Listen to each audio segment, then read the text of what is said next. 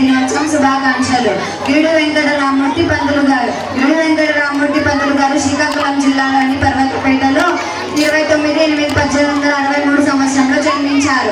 ఆయన తల్లిదండ్రులు వెంకమ్మ వీర్రాజు. తెలుగు భాషకి వైభవానికి పునాదులు వేసిన గొప్ప మహానీయుడు గిడు వెంకటరామూర్తి పంతులు గారు.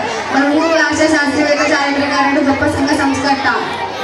ఆయన జయంతి 29 ఆగస్టున తెలుగు భాష దినోత్సవం జరుపుకుంటారు. జనవరి 22,